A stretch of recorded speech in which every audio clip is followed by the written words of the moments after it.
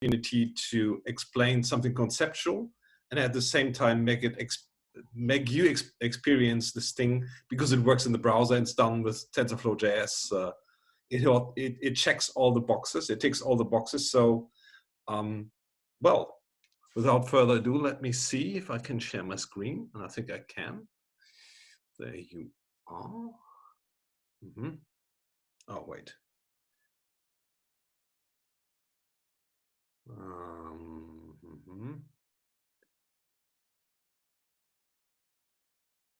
You should be seeing slides now. Is that the case? Yes, you do? Okay, cool. So if you want to have a look at the slides, which might not be very interesting, but maybe a little bit, I will share them in the Slack now. It's just a little bit of slides, so no worries. It's about autoencoders, and I'll explain everything. As I said, I'm building on the work of this guy here. Let me briefly click on it so you can see it. I think he hides his name also, but he's very smart. So unfortunately, I cannot directly point to him, but so I think his name is Victor Dibia. That's the guy. So all the credit goes to him. All the code is by him, the concepts, the explanations, great stuff. And I think Handtrack is done by him. Is that at all possible? Yeah, it's actually starting in 25. Okay, okay. You want to check out this one? So, Handtrack is also by Dibia. So you can listen in. You should listen in. I think someone needs. Okay, I think someone forgot to mute their microphone, but no worries. So, let's just dive into it. So questions are welcome at any time. For me, it feels a bit strange because I never know, are you still there? So if you have a question, not quite sure. So I see a few faces. Just unmute your mic and ask a question. Is that cool, El, for you? Is that, yes? Yeah, that's fine. Yeah, to be honest, I think it will work fine if people do that. Yeah. Yeah, so I'm not quite sure if I would dare to do it, but if you dare, then I totally appreciate it. Yeah, or just write in either of the chats, Slack yes. or Zoom. So yes, and we'll shout out. Yes, I hope this. I will see it, or Elle can help with that. Okay, so one question from my side, just to encourage you to do something. Who of you has already some experience with machine learning? I'm not quite sure how we do this. I can switch to the grid view of the video and just wave your hand if you have. I will try to, okay. So some people don't have the video on, but there's this interactive thing down there, which I tried out, that you can raise your thumb. See that down there somewhere? Okay, so I see some stuff on Slack. Very little, just starting. So some people actually have done things, but I guess not everyone. Sean has done something, Tibor has done some things. That's nice. So the good thing is, oops, I get confused with my windows here, I'm sorry. The good thing about this whole thing is I'm not assuming that you have any experience yet. Let's check one more on Slack. Vainella also has done things. More people, that's quite nice. Maybe you can share a little bit later what people do, and then we can, I don't know, keep up the conversation. More things coming in. More people, good. So at least this gives me the impression people are out there, which is nice, because otherwise I feel strange because I talk to my screen. Good, so let's see. So conceptually, we talk about autoencoders, and this seems to be an old idea that people are, some variation of this has been invented in the 80s, but only recently it had come to some very nice applications, and it does something astonishing. And this image I took from this blog post by François Chollet, who's the author of Keras, which is now the high-level API of TensorFlow. And this image is like, it contains it all. What you do is you, I hope do you see my mouse? You see the mouse? Yeah. So I'm on the left side here. You stick something into this autoencoder. this whole thing, the two boxes, the two big boxes and the small one is the autoencoder. And you train the autoencoder to reconstruct the input. That sounds strange, right? So it's typically done, I think the only implementations I know are done as a neural network, and it's trained in an unsupervised manner. And that means you don't have to tell the thing, so this is a 2 and this is a 3 or something. You just stick in the data that you have. So that's called unsupervised, because you just give it the data you have, no more work needed. So the strange thing it does, it really is surprising at first, is you push this input through all the pieces here, and you get out exactly the same, hopefully. At the same time, you push it through something that is of very small dimension. So let's say the resolution of this image is, I don't know, typically it's 768, and your latent representation or compressed representation or low dim bottleneck, it's the same word for this thing in the middle, might only have like two dimensions. So you're going from 768 to 2, and that means you need to like abstract away from the input, and that's the whole trick. So you need to like strip off all the information that's not really needed in the original input, but you still need to be like keep enough information to reconstruct it. That's the idea. And this is why you have to put in the bottleneck in the middle, because otherwise it would be pretty pointless, because going from the same thing to exactly the same thing, no point, right? I wouldn't need anything to do that. So when you do it as a neural network, it works on all kind of data. That means it works on images, it works on time series data.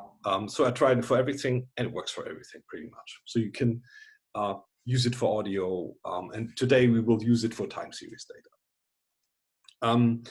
That's something I found like recently, and there's some evidence, or at least maybe it's not true, but at least it could be that your brain also stores ideas in like in a map. So in something that's maybe two-dimensional, it stores concepts, and concepts that are similar to each other might be stored in your brain like locations on a map. So if you know, I don't know, your friend lives near to you on a map, it might be that maybe on that same map a cat is also close to a dog, because that concept is also near to each other. I'm not quite sure if it's the case, but at least there's indication that it might be the case. So if you want to check that out, there's a link. You can read the whole thing. Okay, so I guess there's no questions so far. Let's move on. So the thing you might ask yourself, at least I was asking this myself, why would you even do the autoencoder thing? So I said maybe the brain does the same thing, but what's the benefit? I mean, why would you do it? And the first thing that's often mentioned, where I'm not quite sure if I think it's very helpful, is compression, because that thing in the middle, the latent representation, I now see you don't see my hands, so I need my hands to show you. So the thing in the middle, it is of very small dimensionality, so you could use images and compress them. Not quite sure why you would do it, but technically it's doable. You could also use it for data denoising. So if you stick something in that's very noisy, this latent representation might strip that noise off, because it might learn just the gist of what you're putting in. Well, sometimes it does, sometimes it doesn't, but you could also do it a little bit differently. So you're not sticking in the same thing that you're getting out. So you could use as input a noisy data set and use something that's not noisy as the output. And by that, making the network learn how to remove noises. I use this just for the fun of it to bring images back to normal that were flipped upside down, like on your phone. And it indeed works, also for things that the thing has never seen before. So I don't know why we live in a universe where that's possible, but it is, so strangely enough. Dimensionality reduction, same thing. pretty much the same thing as compression. You go from high dimensionality to low dimensionality for various reasons. I'm skipping this one because I think that's pretty dry already. We could use it for clustering or data visualization. So if you look at this small representation, you could run clustering algorithm on that. Might be good. But the thing that we are doing today is outlier detection. So find something that's different than something else. I have this definition here. Unfortunately, I can't read it because I need to get rid of that window. So an outlier. I took this from a book, an old book, 1980, that feels like a long time ago. So an outlier is an observation which deviates so much from other observations as to arouse suspicions that it was generated by a different mechanism. That means it is so different in its nature, it must be something else, coming from a different distribution, or there's something wrong, maybe, or something is not like it is supposed to be. And the example that we're having, that's why I know why ECG is concerning the heart, is that we are trying to detect anomalies in these things down here. I think each of these boxes here down there, it's one heartbeat. Any medical people around that could confirm that? Is that the case? No, it's not. Okay, I thought it was, but yeah, maybe it is, but it's not so important because that's the data that we're having. I think it's split into these, or cut into these segments here, and that's what we're dealing with. And we try to detect anomalies in heartbeats. So maybe I should go a little bit quicker. So we train the autoencoder with the data that we have. So there's free data on the internet. I did not collect this. This is all to Victor Devia. And that's what we use to train the autoencoder. So we stick in the normal data and we try to make it reproduce, again, the same data. We try to train the neural network to a level that it works really well. So far, no big trick.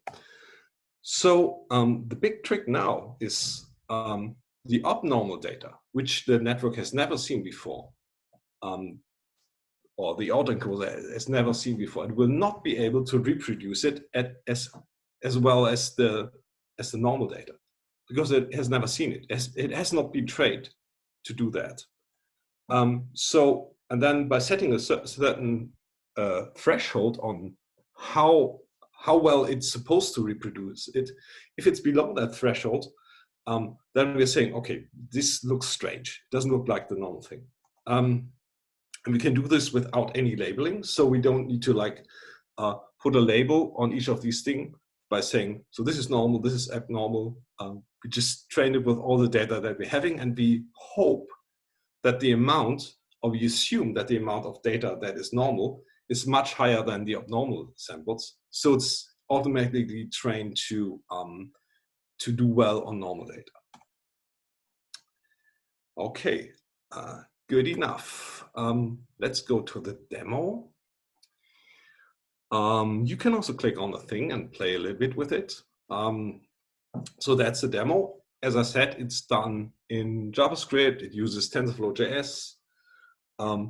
The model has been trained. I think this model has been trained on the Node.js version of tensorflow.js, but it doesn't matter because we will train our own model, let's see, in a few minutes. So these things are actually fragments of the same ECG. I'm not quite sure. I think it's an electrical impulse either sent by the heart or, I don't know, emitted by the heart. But this is something you would see when you go to a medical doctor and they do some sort of experiments with you, some tests. And now if I click on some of these on the right side, you see how well the autoencoder, which has been trained before. So the training done. Now we're in the application part. The autoencoder is now able to reproduce this thing. And you see this light greenish stuff in the middle. That's the error between the prediction and what the signal actually should be. And in this case, it's very small. And that means we have the suspicion this is a normal heartbeat. So there's non-normal heartbeats. Don't ask me what that even means, but this thing obviously is not normal. If you try to make the autoencoder reproduce this signal, which I'm doing now, the error is pretty high, and you see it in light red here. So the difference between what's predicted and what's actually the right signal is so high that the thing now thinks, okay, this is not a normal heartbeat. And that's the whole idea. So you train on normal data. So this thing's very good at reproducing normal data. Let me show you. It's always, I think some of them it gets wrong, but most gets right. Now here you see a little bit of error, but it's still, it says, okay, that's how a normal thing looks like. But if you feed it in something that's not normal, that indicates some sort of like, I don't know, something's wrong with your heart, maybe, it will find that out. And that's actually quite a nice idea. I mean, to do it like this, outlier detection is something that you see very often, but to do it in this way, I've never seen that before. So for that, I give credit to Victor. Up to this, questions. Next step will be, we are training the thing. Yes? I have a quick question. A little while ago, you mentioned about compression and the likes with autoencoders, which made me think of generative adversarial networks, which have also been used for similar things like super resolution.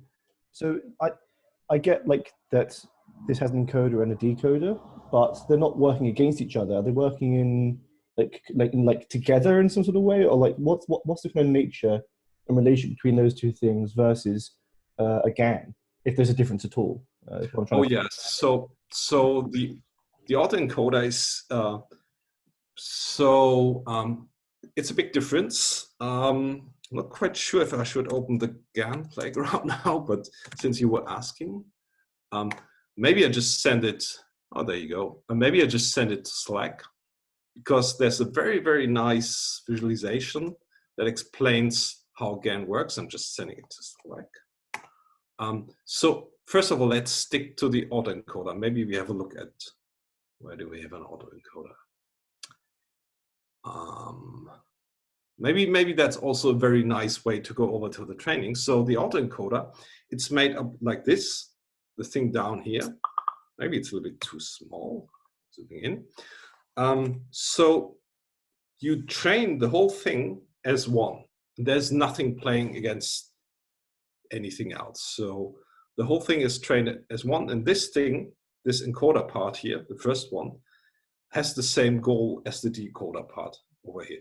So there's a single loss. They're all trying to like make the difference between the input and the output as small as possible. Now for the GAN, and I'm trying not to like lose track here. I need to zoom in for myself. So the GAN, it has two neural networks. The first one, this one, disregard all the stuff on the right side here. So the first one, the generator, it tries to generate something that's fake, while at the same time, the discriminator tries to predict if something is actually fake or real data. And that's something that's a different approach, and it's typically used to generate something that looks real. And it can be used to generate stuff that's surprisingly real. Like, what did I see? Like fake celebrities, people who are really beautiful, like really handsome, but they don't exist. So it's a bit mean, because then you fall in love with them, and then, well, no chance. So that's a different concept, but it's also an advanced use case for GANs, really. Sorry, it's an advanced use case for neural networks. So GANs, also very nice. Not quite sure if I know a lot of serious applications for GANs, but they are more exciting than autoencoders, to be honest. But for autoencoders, you find a lot of useful stuff, really. Yeah, no, that's great. I just, as soon as you said they worked towards a single goal, it made sense. I was just trying to figure out the differences in my head. So that was great. Cheers, Oliver. Thanks. Very helpful. Okay. So yeah, I totally appreciate questions. If there's anything, then please ask me. Are there questions? I learned that I need to wait for a few seconds. What is your favorite color? Oliver. Yeah. Hi, can you hear me? Yes. So my question was, when you mentioned compression, which is the key principle on which autoencoders and decoders work, does it matter if the quality of compression or the sophistication of compression is higher, which means you can encode and decode higher dimensionality or higher quality information? Does that matter, or do you have one type of compression and that's it? I don't know if you follow my question. No, can you repeat it? I understand the words, but maybe it's too complex for my brain. Can you say it again? Okay, so for example, if there are various types of compression algorithms, right? You've got zip, you've got tar, you've got BZ2, right. And so each of them have different degrees of complexity, but also they deliver a value. Like the higher the compression means there's more types of data and more data that you can compress into a smaller, and they're also faster to decompress as well, because those technologies, those algorithms have been developed. So when you're talking about encoders and decoders, the autoencoders and decoders, they basically are also using similar compression algorithms, right? Okay. So do they have some? Can you switch them between these different types of algorithms to give it more flex to their muscles, or does it just use one type of compression and that's it? No. So these autoencoders, they are not lossless. So when you compress, you always lose something. You might use it for obviously for these heartbeat things, for images like maybe like JPEG. So you will not replace zip with an autoencoder because it will not be lossless. So you can specify like how small the compression should be. If you say it's just two variables, it will do its best to do it. And obviously you cannot compress everything to just two dimensions, right? So it's not lossless. So that's probably the main difference. All right. Okay. Makes sense. Thank you. Thank you for the question. So far, can everyone follow? Let's see how many people left already. Let's have a look. Oh, I can't see it. That's very nice. Okay, I don't see anything in the Slack chat, but as I said, I need to wait like for a few seconds, which feels forever if you try to give a talk and then just stand there and do nothing. Yeah, no, it was really interesting. There's more to come, by the way. So the talk is not over. It's just in the middle of it. Okay. Oh, right. Okay. All good so far. Very interesting stuff so far, Oliver. I'm really enjoying it. Thanks for doing it. Then I will show you how to play. Maybe that's more interesting. So if you are on that page, maybe you are here. So you followed me. There's a different tab that's called Train a Model, and if you click on that, you get to this tab, which I think I need to zoom out. Is it large enough? Can you see anything at all? You don't have to read anything. So this actually under the hood directly translates into a TensorFlow.js model. But if you look at it, it's overwhelming. So first of all, you get rid of some of these things. For example, we get rid of, I don't know, training loss. We don't need this. We don't want that. Just to have it all on a single line. At least that's what I'm trying. It's not possible. So then I'm also getting rid of the model composer in a second. But before I do that, you might see that the model composer now exactly mimics this architecture of an autoencoder because it is one. So I can add more layers to it. If you don't know what that is, don't worry. It just means I make it more complex. I can add more neurons to it. And then I can also make the latent representation, or the thing that the input is compressed to, I can make it bigger. That means now it's 4 variables and so on. I can make it smaller again, down to 2. And 2 often has the benefit that you can plot 2 dimensions and do some clusterings or whatever you have. So that's quite nice. And I made it a little bit bigger. Why not? Now, as always with tensorflow.js, if you have a model, you need to compile it. This is what this button does. And if you just want to follow along, you're free to do this now. So you can do the same thing, make this thing a little bit bigger, maybe not.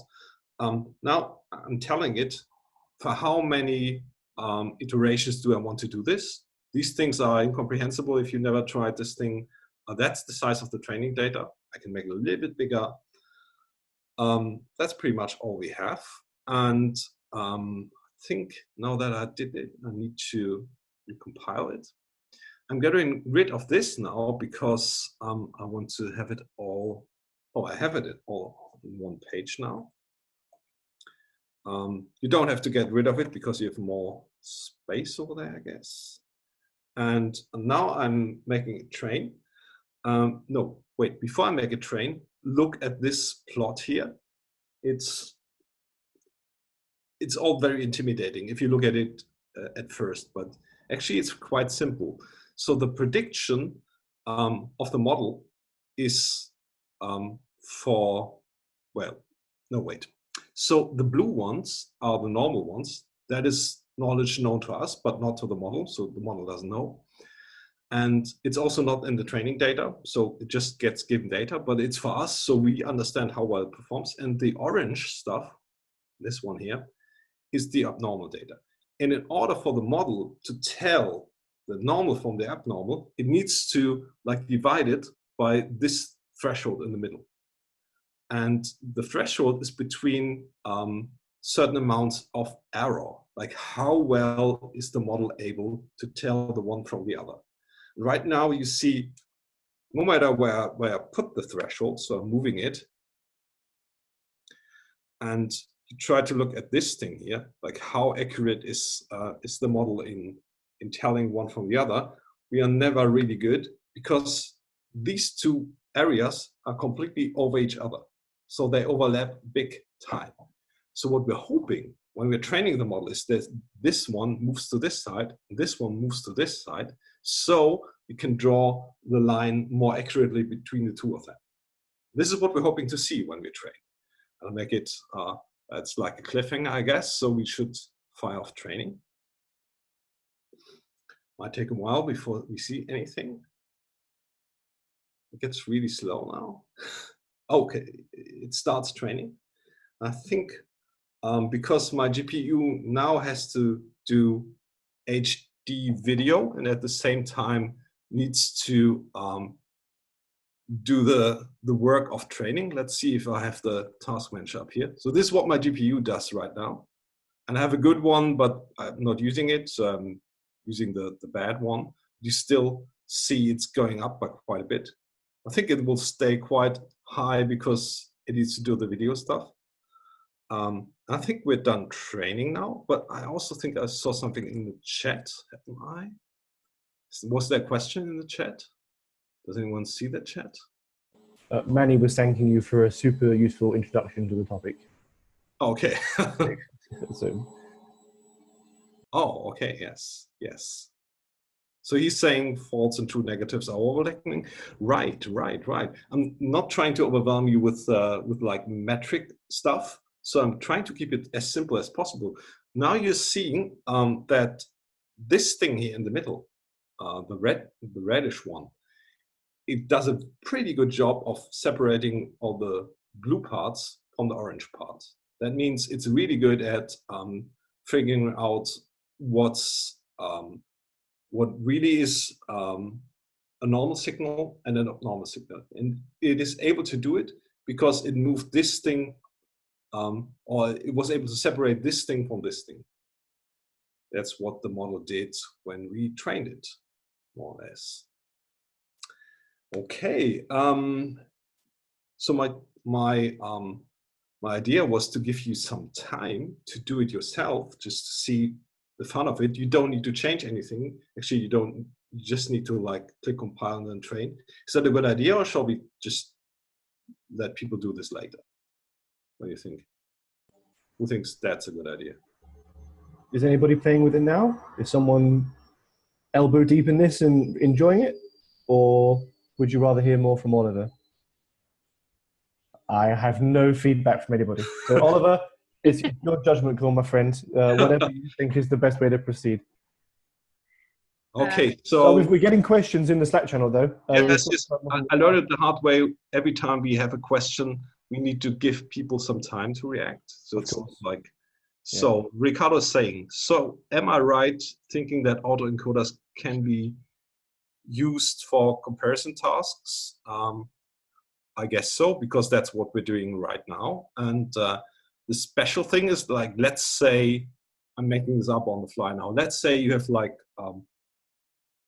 I don't know, something you produce, and you want to find out, is the thing that you produce, does it look the way it should look, or is it faulty in some sense? Then you could use the autoencoder, or you would train the autoencoder just on all the images that we have. And while you're doing it, you're supposing, or you're assuming that most of the things are okay, so they're not broken. So you just train the autoencoder, and then once you've done that, and you feed it in an image of something that's broken or wasn't manufactured right, you can hope with good reason that it will find that out using the same thing that I was just showing you. So the answer to Ricardo would be yes.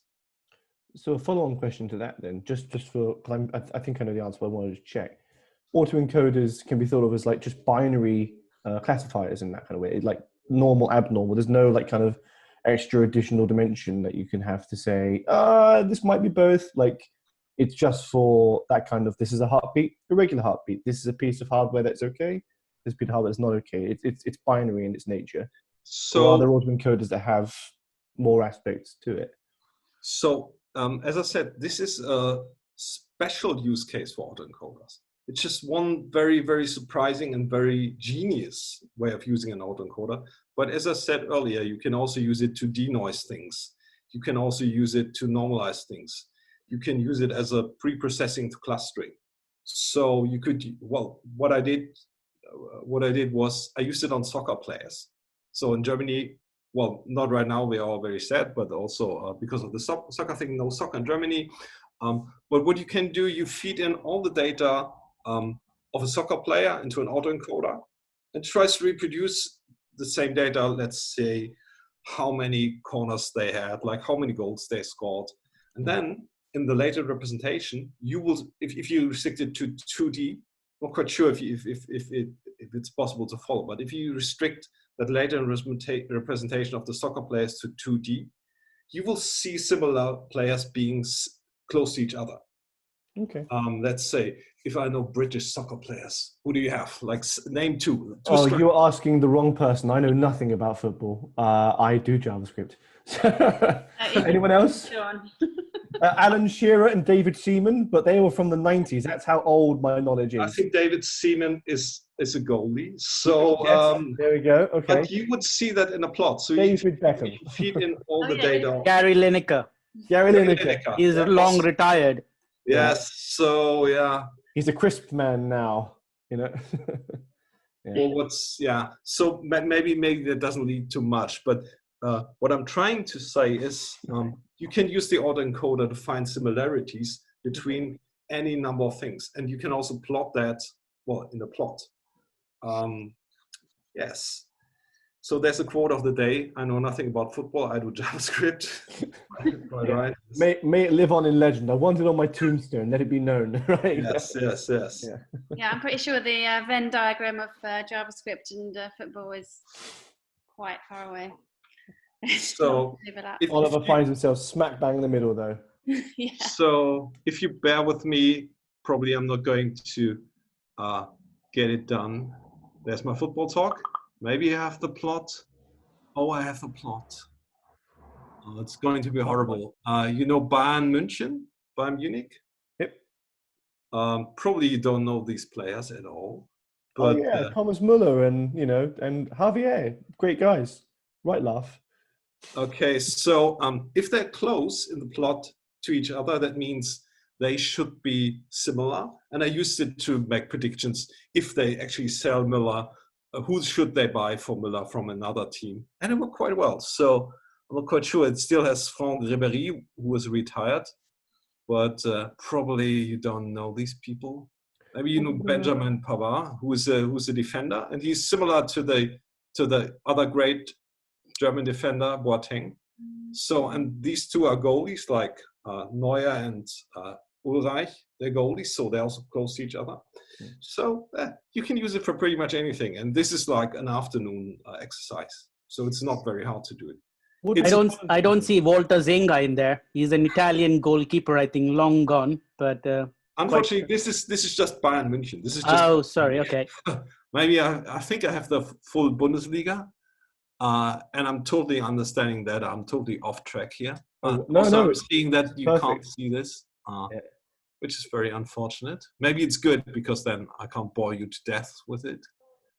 I don't know about you, but I'm having great fun, everybody. Like this is super cool. What do the colours represent, Oliver? That's their position. So right, okay, I see. Right. Let's have a look. I think the yellow ones are strikers. Okay. So these are all goalies. And actually, it's just a hint. So the model has never seen the position, but it's a hint for me to see if strikers are actually in the same position. And I think these are defenders. Those are probably midfield. Yeah. You see this famous German goalie, that he's more like a midfield player, which makes a lot of sense because he makes a lot of mistakes because he thinks he's a real player, which is quite nice. So, as I said, I'm totally understanding that I'm losing my track here. And I think because I do, we should finish this now. There's just one last question there, I think, Yes. from Ricardo. Is there an autoencoder model already trained in TensorFlow.js for general purposes, or does it have to be trained for specific tasks?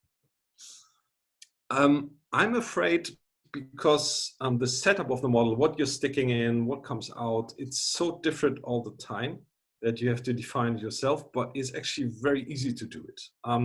It might be that there is something like a general autoencoder, but since the input and output layers need to match your data, I guess the work of fitting that to your data is as hard as creating the whole thing. But I'm not sure. Does anyone else know?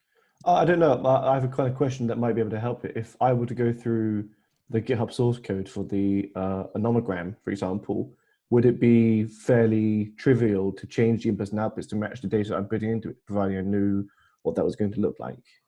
So I checked the code and I was able to understand it. Maybe we are finishing it off with a tiny fraction of the code, just to give you an idea how hard it might be to actually use this stuff. You will wait. I always have problems with this.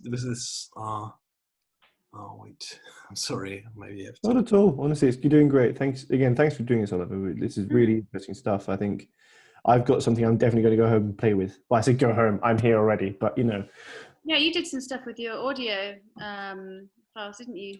Sure. That was just CNN like that, but this is very, very interesting for like the clustering thing. I hadn't thought about using autoencoders before. I've written clustering algorithms for like pinpointing NLP in space essentially over time, and it never occurred to me that an autoencoder might be something I could possibly potentially use that for. So I'm excited about the possibilities. I really am. Like this is cool stuff. Cool. Yeah, that's so looking at that. I just as a final thing. So this is done using React. I know Elle will like that. But it's not using hooks. It's using like the old component. How's it called? The component API. I don't know, but it doesn't matter. So this is something that gets trained with every epoch. I'm just going through the interesting parts. So this is the model that's created. So if Sean is looking for how does the model look like, there it is. Then we're fitting the data to it, just like there's no magic to it, more or less. We're fitting the data, we get the result, we push the metrics that come from the result, we push it onto something that's a state in React. That means these metrics that I was showing you, they get updated all the time. And then as long, so I added those comments, so they're not in the code, and I cleaned the code a little bit, but other than that, it's the code. And it's saying, as long as we still have more training steps to train, this part here, and we have not stopped the training, it will keep calling this thing recursively and keep on training. So I think that's pretty much straightforward. Cool. And it's all there. So it's all on GitHub. And I had to do a few tweaks to make it compile because I guess I have Windows, but other than that, it was instructive for me. So I could make some sense out of it. Let's see if we find the created model. I've never tried this before, but maybe we can do it.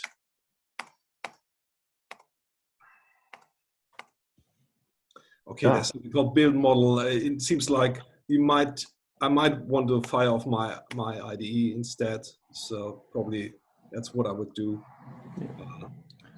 I was just about to ask where you define those properties, and then you in fact did it anyway. So that's great. Yeah. Yeah, that's really So interesting.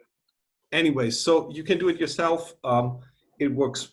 So it's just compiled. I think it's all the standard stuff. Try it out. Yeah. Does that answer your question, Ricardo? Let's see where's Ricardo here. Cool. Wonderful stuff. Okay, Thank you. good. I think I'm actually out of time. Let's see if I have a final slide or anything to make it like the official end. I might. So there's just reference for the where's the data coming from. There's references to metrics. If you really someone saying true positives versus false positives, it's just one slide, but it took me a long time to understand these things. So just as a reference, if you try to go through this later, you will need this. That's what we had. That's the code demos. So yeah, so we saw autoencoders that bring input again to output through a low dimensional.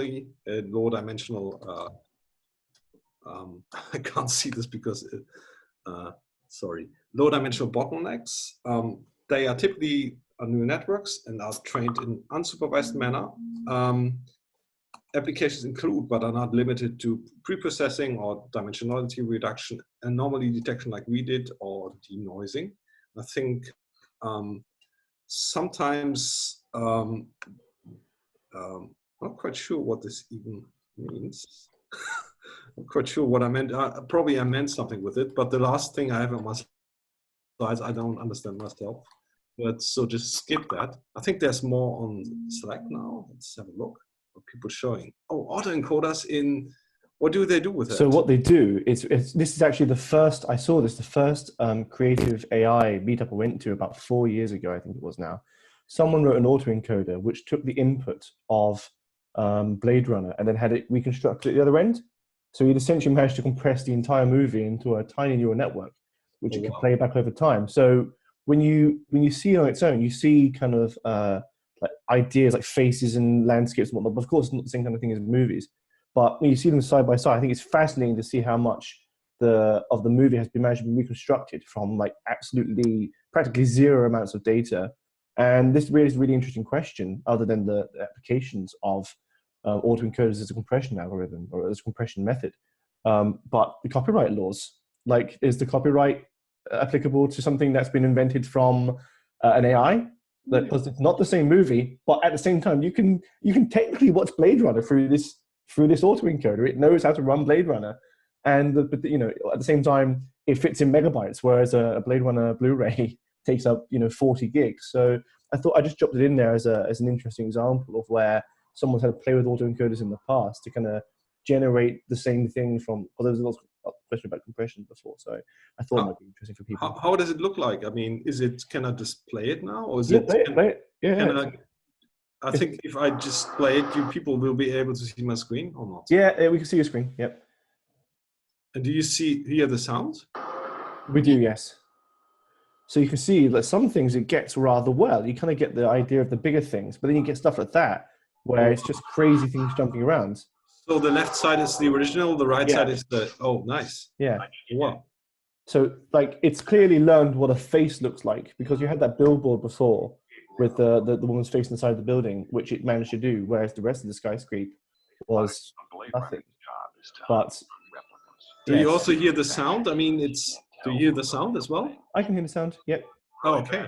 Yeah. So that might also answer the question, like, how is the compression working? Obviously, it's very lossy. Absolutely, yeah. But you can tweak it. I mean, I'm surprised. I didn't expect this. Probably someone has spent a lot of like GPU cycles Yeah. to do this thing. It was, I think it was either a master or a PhD student in London okay. somewhere who spent his thesis doing this, just because he's interested to see could he reproduce the movie. But this is back. I don't remember a lot of details because this is back when I was just experimenting with like learning AI. I was like, what the hell is this neural network stuff he's talking about? So, but I think it's a really nice example of a. Wow. I've never seen this. So this is 2016. So this is 4 years ago. That means it's like, I don't know, forever. Yeah. That's great. That's pretty cool. Yeah. I thought you might all find that interesting for the kind of thing you do. The academic papers linked in there as well, which is, I don't know about everyone else. I don't come from a strong academic background in the sciences, but if you read those white papers, while they have a lot of formulas around them, they can be fairly dense. The explanation around what's going on there, I found can be really insightful to understanding on some kind of level what some of these models do. And the more you read of them, the better you get at understanding how those things kind of interplay. So don't be scared off by, oh, it's a PhD program or this is like heavy level research. Like dive in, and what you do understand will help you learn more in the future. Like, I would thoroughly encourage reading those. Yeah, there's some other AI and machine learning meetups. I know that they sometimes do study groups where they read these kind of papers. So maybe something to think about for the future for us. You know. Everyone's flat has gone dark because none of us have left. I know. Like, so I'm like just seeing dim faces being lit by the screens, you know. Ricardo and Oliver so if I try to read something like this, I typically skip all of the formulas because they're really intimidating, and sometimes I just read the abstract, and then I also read the final words that they're having. I don't know, like they have nice. So that one looks nice because they have all the images, right? And the final one, the discussion, I also read, and the rest I don't understand typically. Yeah. Okay, that's good. There's nice stuff. Yeah, maybe that's worth reading. I'm not quite sure.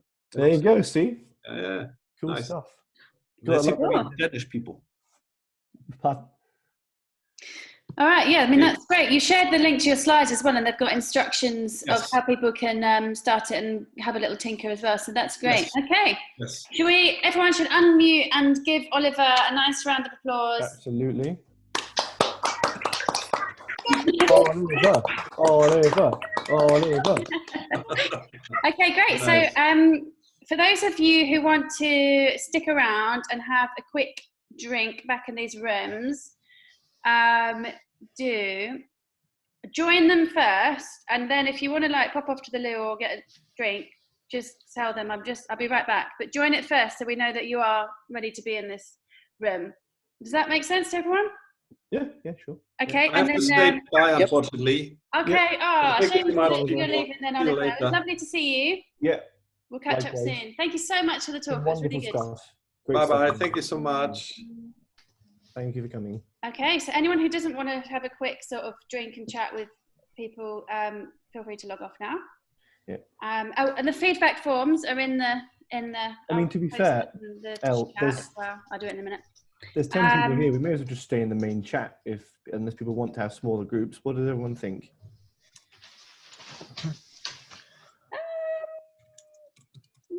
So let's see how many more people are dropping out. There we go.